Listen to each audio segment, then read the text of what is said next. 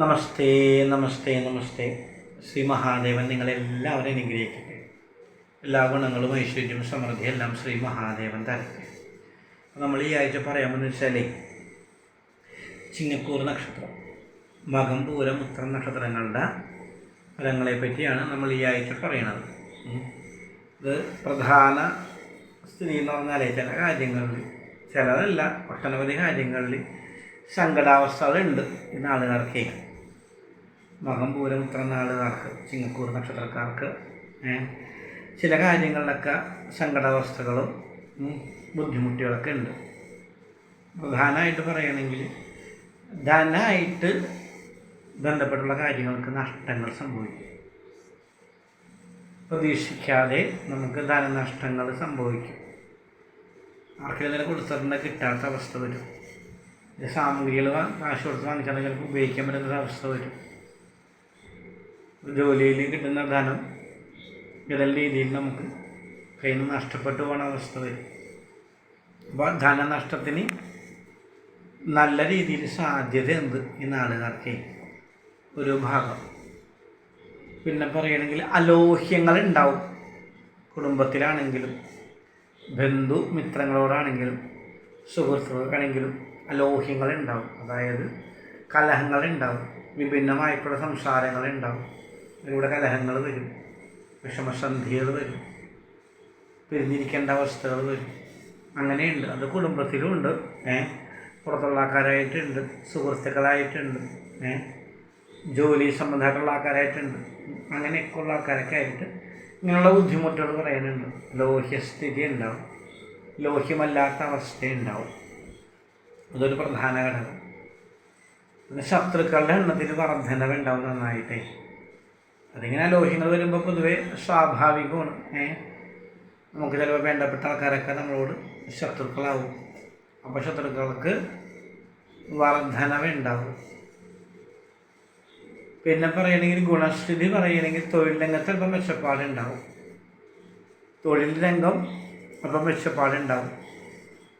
പ്രവർത്തിച്ചുകൊണ്ടിരിക്കുന്ന സംരംഭങ്ങൾ കാര്യങ്ങളൊക്കെ ആണെങ്കിൽ അതിനകത്തൊക്കെ മെച്ചപ്പാടുണ്ടാവും.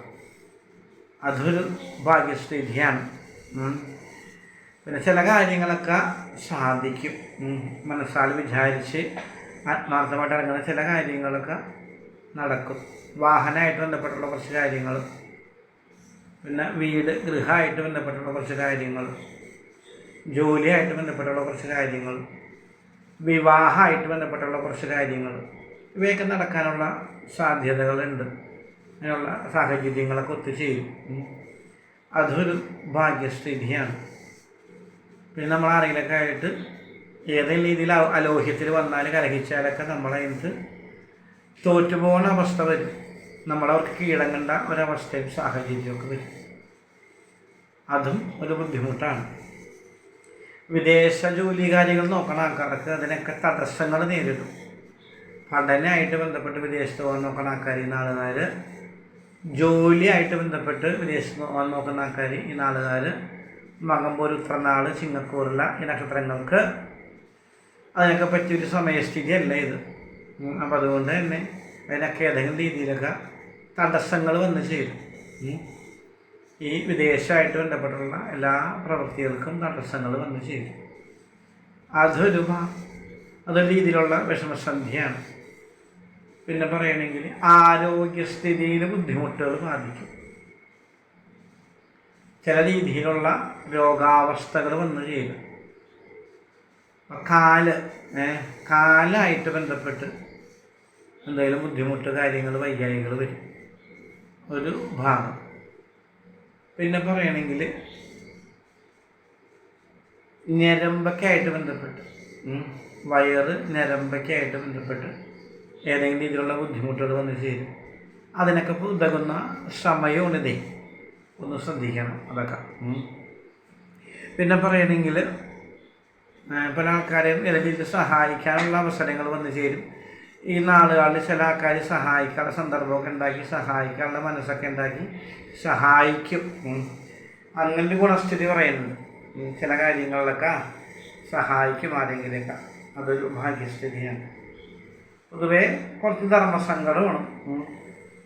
വിദേശമായിട്ട് ബന്ധപ്പെട്ടുള്ള കാര്യങ്ങൾ നടക്കാത്ത ധർമ്മസങ്കടം, ഗൃഹനിർമ്മാണം പൂർണ്ണമായിട്ട് നടക്കാത്ത ധർമ്മസങ്കടം,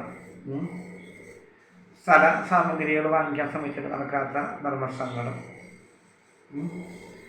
അങ്ങനെയുള്ള ചില ബുദ്ധിമുട്ടുകളുണ്ട്. പിന്നെ ഒരു ഗുണം എന്ന് പറഞ്ഞാൽ സംരംഭകർക്കൊക്കെ വളരെ നല്ലതാണ്. സംരംഭം തുടങ്ങാനാണെങ്കിൽ സംരംഭം വിജയിപ്പിക്കാനൊക്കെ സാധിക്കുന്ന ഒരു സമയമാണ്, അതൊരു ഭാഗ്യമാണ്. പിന്നെ എന്തെങ്കിലും മത്സരങ്ങളിൽ എന്തെങ്കിലുമൊക്കെ പങ്കെടുത്തു കഴിഞ്ഞാൽ അതിനകത്തൊക്കെ നമ്മൾ തുറക്കുന്നാവും, അല്ലെങ്കിൽ നമ്മൾ കീഴ്പോട്ട് പോകുന്നതായിട്ടുള്ള എന്തെങ്കിലും സാഹചര്യങ്ങളൊക്കെ വന്ന് ചെയ്യും. ഒന്നുമില്ലാതിരിക്കാൻ ശ്രദ്ധിക്കണം. രോഗാവസ്ഥകൾക്കൊക്കെ സാധ്യതയുള്ളതാണ്, അപ്പോൾ അതൊന്നും ശ്രദ്ധിക്കണം. ധനം നഷ്ടപ്പെടാൻ സാധ്യതയുണ്ട്, അപ്പോൾ അത് ശ്രദ്ധിക്കണം. പല ആൾക്കാരായിട്ട് ലോഹ്യങ്ങൾ കലഹങ്ങൾ വരാൻ സാധ്യതയുണ്ട്, അത് ശ്രദ്ധിക്കണം. ശത്രുദോഷങ്ങൾ വന്ന് ബാധിക്കാൻ സാധ്യതയുണ്ട്. ശത്രുക്കളുടെ എണ്ണത്തിൽ ധാരാളം വർധനവുണ്ടാകാൻ സാധ്യതയുണ്ട്, അപ്പം അത് ശ്രദ്ധിക്കണം. ഉദരം വയറായിട്ട് ബന്ധപ്പെട്ടുള്ള രോഗാവസ്ഥയ്ക്ക്, കാലായിട്ട് ബന്ധപ്പെട്ട രോഗാവസ്ഥയ്ക്കൊക്കെ നല്ല രീതിയിൽ തന്നെ സാധ്യതയുണ്ട്, അപ്പോൾ അതൊക്കെ ഒന്ന് ശ്രദ്ധിക്കണം. ആരെയും പരമാവധി ധനമായിട്ട് ബന്ധപ്പെട്ട് സഹായങ്ങൾ കൊടുക്കാതിരിക്കുക. അതൊക്കെ തിരിച്ചിട്ടാനൊക്കെ ബുദ്ധിമുട്ടാവും. ധനം നഷ്ടപ്പെട്ടു പോകാനൊക്കെ ഉള്ള അനവധി സാഹചര്യങ്ങളുള്ള സമയമാണ്, അപ്പോൾ അതൊന്ന് ശ്രദ്ധിക്കുക. പിന്നെ പറയുകയാണെങ്കിൽ ഏറ്റവും അടുത്ത് നിൽക്കുന്ന മിത്രങ്ങളായിട്ട് സുഹൃത്തുക്കളൊക്കെ ആയിട്ട് അലോഹ്യങ്ങൾ വരും, ഒരു സംശയമില്ല.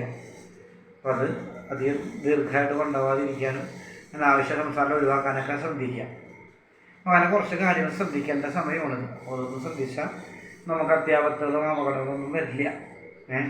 അതൊക്കെ ഒന്ന് ശ്രദ്ധിക്കണം. പിന്നെ പറയുകയാണെങ്കിൽ ഇനി നാളുകാർക്ക് വഴിപാട് കഴിച്ച് കുറച്ച് മോദനം കിട്ടാൻ പറ്റിയ സാഹചര്യമുണ്ട്. അതിന് സുബ്രഹ്മണ്യ സ്വാമിക്ക് പായസം വഴിപാട് കഴിച്ച് പ്രാർത്ഥിക്കാം. ഭദ്രകാളിക്ക് ഗുരുവിൻ്റെ പുഷ്പാഞ്ജലി കഴിച്ച് പ്രാർത്ഥിക്കാം. മഹാദേവന് കൂവളത്തിൽ കൊണ്ട് അഘോര മന്ത്രാസനം അയച്ച് പ്രാർത്ഥിക്കാം. ഈ വഴിപാടുകൾ കൊണ്ട് ഇവരനുഭവിക്കുന്ന ദുരിതത്തിന് ശമനം വരും, ഒരു സംശയവും വേണ്ട. നല്ല രീതിയിൽ തന്നെ ശമനങ്ങൾ വന്ന് ആ ദുരിതത്തിനൊക്കെ മോചനം കിട്ടും. അതൊക്കെ ഒന്ന് കഴിച്ച് പ്രാർത്ഥിക്കാം. എന്താണെങ്കിലും ഭഗവാൻ അനുഗ്രഹിച്ച് ദുരിതങ്ങളൊക്കെ മോചനം കിട്ടട്ടെ. എല്ലാവർക്കും വേണ്ടി പ്രാർത്ഥിക്കുന്നുണ്ട്. എല്ലാവർക്കും എല്ലാ ഗുണങ്ങളും ഐശ്വര്യവും സമൃദ്ധിയൊക്കെ തരട്ടെ ശ്രീ മഹാദേവൻ. നമ്മുടെ വീഡിയോസൊക്കെ ഇഷ്ടമാവുന്ന ആൾക്കാർ ഷെയർ ചെയ്യുക, ലൈക്ക് ചെയ്യുക, നമ്മളുടെ ഈ സംരംഭം പ്രോത്സാഹിപ്പിക്കുക. എല്ലാവർക്കും വേണ്ടി പ്രാർത്ഥിക്കുന്നുണ്ട്. ശുഭദിനാശംസകൾ. ഓം നമഃ ശിവായ, നമഃ ശിവായ, നമഃ ശിവായ.